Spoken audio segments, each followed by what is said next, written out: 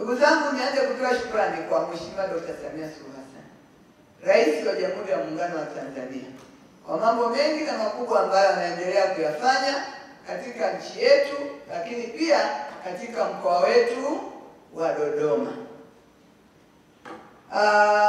Hata hii kukutana hapa tukaambiwa ni jukwaa limetukutanisha.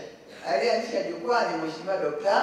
Samia Suluhu Hassan kupitia mikopo ya halmashauri ile ya 10% kama mnavyofahamu.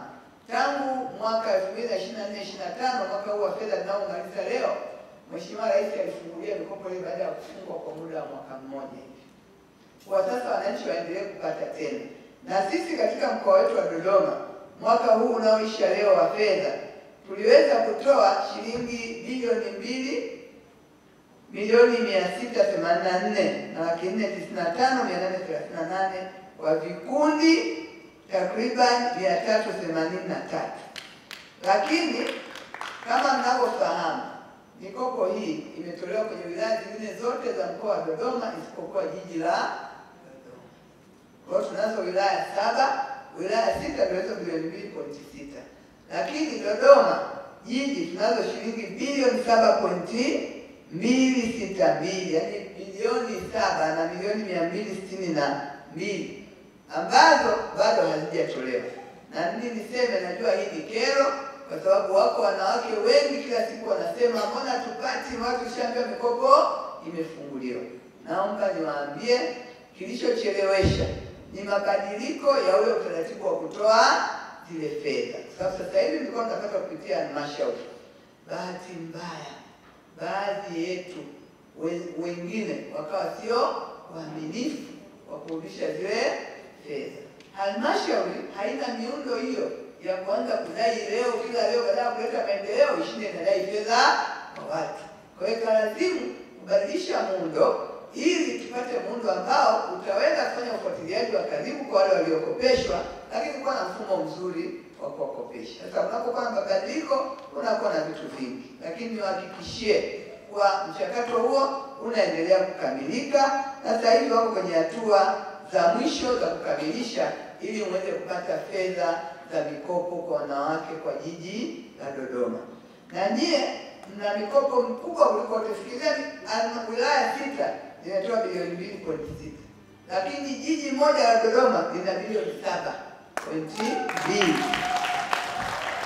Ni takriban mara 3 ya zile zilizotolewa kwenye wilaya 6, ambapo vikundi 308 tayari vimeshatambulishwa huko benki na vinaendelea kufanyiwa kazi. Kwa hiyo tupeni tu ustahimilivu kidogo, lakini yajayo yanafurahisha. Ndugu zangu, pamoja na mikopo hiyo kuna zoezi la usajili linaendelea. Usajili wafanyabiashara wadogo au almaarufu wanaitwa machinga, wakiwemo machinga wenyewe, wakiwemo madereva pikipiki, bajaji, wakiwemo wakina baba na mama lishe, wasusi na makundi mengine ya wafanyabiashara madogo yanayofanana na hayo. Sasa hapa napo naomba nitoe heshima kwenu wanawake. Tuko hapa tunakadiriwa sisi Dodoma kuwa na wanawake wa wafanyabiashara wadogo 36,044. Tunakadiriwa wani wanawake watakuwa hilo kundi la machinga.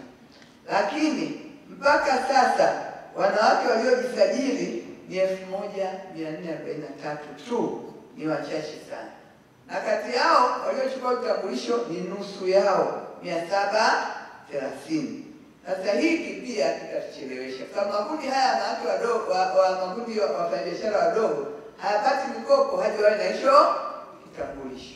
Kwa naomba nitoe heshima kupitia kwenu hapa, twende tukahamasishane kujiandikisha. Sio watu wana hofu na nini, hivyo na kitambulisho cha taifa, si ndio? Sasa habari yako gani tusioifahamu? Hata kiko vumi mbalimbali nasema habari zangu zitajulikana. Kitambulisho cha kitaifa mtachukua habari zote tukitaka kutoka kwako. Kwa hakuna uhusiano wote wa zile vumi zinazotolewa na hii habari. Hii ni kwa ajili ya madhumuni moja la kupata watu ambao wana utayari wa kushirikiana na serikali katika upatikanaji wa fedha kwa ajili ya maendeleo yao.